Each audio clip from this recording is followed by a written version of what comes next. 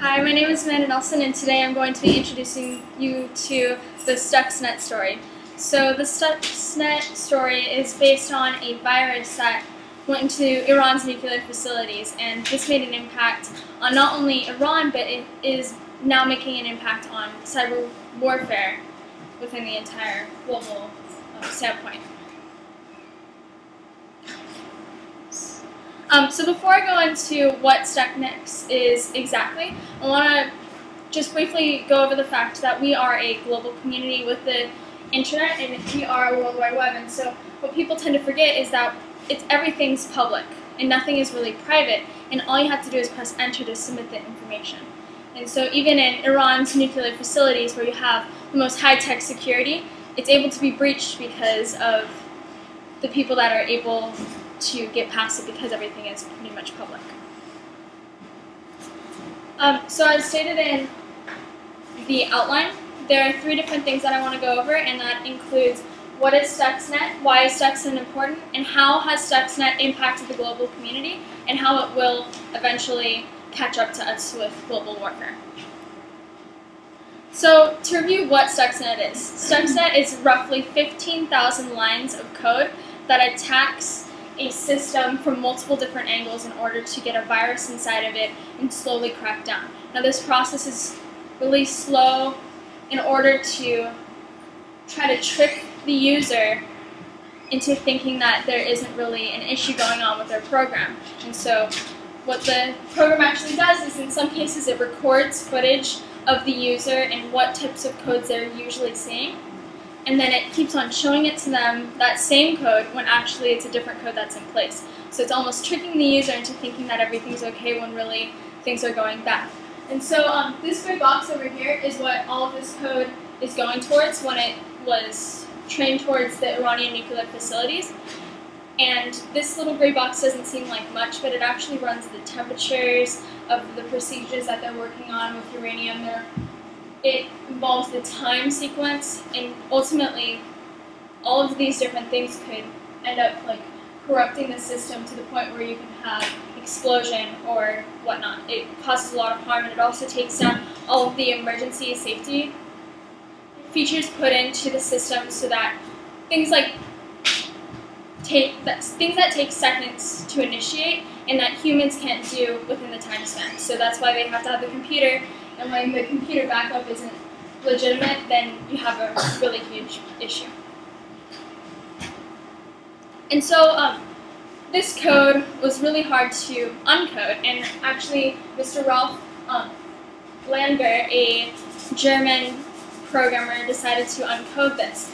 And he went through and he spent about 2-3 weeks with a whole bunch of his colleagues just trying to get through to the bottom of it, and he found that the goal of the attack was to do it slowly and creepily, and that the people knew exactly what they were doing, and they knew so well that they could almost know the shoe size of the operators. It was this whole mastermind, this piece of crazy information and utter disparity that they had different attackers. Like, these Germans were really surprised that they had taken so many routes, and they even said in their report and in this TED Talk video that this is going to change how we view different codes and how we view how people attack each other over cyberspace.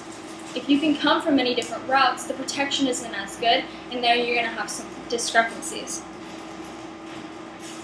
So now we go to the why. Why is figuring out about Stuxnet and how Iran is affiliated with it important? It's because of the who. The entire world is affected by this problem. The entire world may consequently go into a cyber warfare state because of the fact that we have been breaking apart. For example, Iran has decided that they want to have their own internet source over the World Wide Web. This is interesting because it breaks them off of our system. It breaks them off, and so other nations have also seen this, and they're starting to break off as well. So we're constantly breaking off, but even as we're breaking off, we're going into each other's systems, and we're breaking into it and attacking it. And this cyber warfare is going to get us to the point where military strategies are going to be figured out, companies are going to be destroyed, Pepsi, Coca-Cola, Apple, all of their secrets are going to be exposed with all of these different things, and that's going to impact how we view law enforcement and how we decide to handle it as an international community. So it will impact everyone. If you think about it, almost every place in the world has access to internet. Even though not every person has this ability to reach this source, all of the world is covered by this international source, and so we have to think national sovereignty is a huge issue. If I'm someone from Canada and I'm doing some sort of project, I should have the national sovereignty so I know that someone from Australia wouldn't be stealing my ideas, and that's where the international relations comes into play. As I said before, it also comes on a personal level. If I'm someone that owns a company such as Pepsi and people are stealing my ideas, then that's going to cause a big issue. Or even a personal page like a Facebook page. We're going to find a lot of conflict with that because people believe that that stuff is private when it's really open to the public.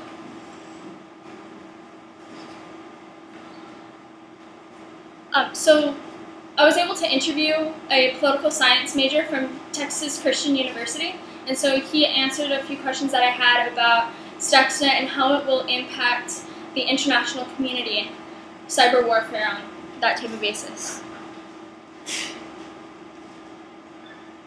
I'm Matt Bongiorno. I graduated as a 2009 graduate from Texas Christian University, where I double majored in political science and economics. After I graduated from college, I went on to become a Scoville Fellow at the Federation of American Scientists in Washington, D.C., where we studied nuclear enrichment, uranium enrichment, and specifically focused on Iran's nuclear program. The Iran situation right now is contentious, but even more generally, when we look at something like cyber warfare, you know, if you look at the situation with peace and security in the world right now, we started with conventional warfare. We've moved on to new types of warfare like nuclear armaments, for example, and so the international communities had to respond to those. One of the responses to nuclear warfare has been, for example, the Nuclear Non-Proliferation Treaty.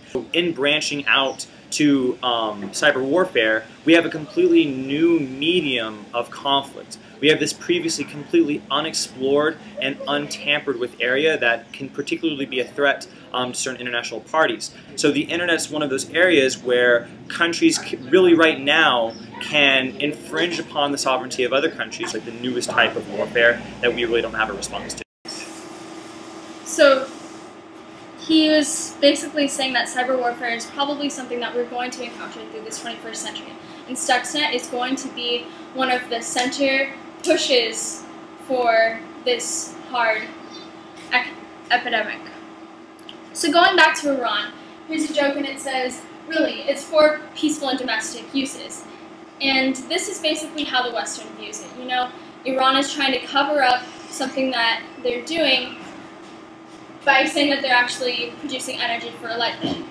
And so this is an issue because through the international community, we should be able to keep national sovereignty, and Iran should be able to say no if they don't want to be researched by the IAEA. In fact, they still will be.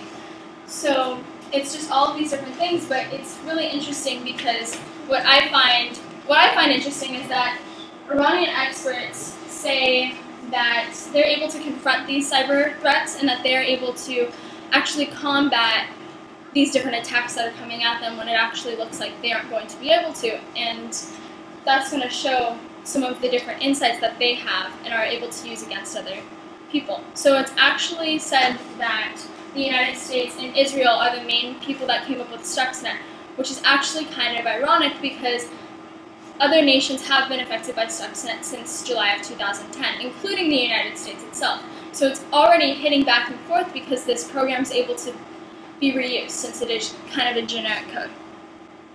So overall, we're living in a technological world. We have to understand that our governments are completely interfaced with it. We're completely interfaced with it. And this involvement is what's going to lead to conflict and successes through the 21st century. But we have to remember that with these conflicts and with these issues, we have dilemmas such as cyber warfare. We have dilemmas such as going in and imposing on national sovereignty. We have to think on an international basis. What are we going to do about this issue, and how are we going to combat cyber warfare? Thank you. Good job.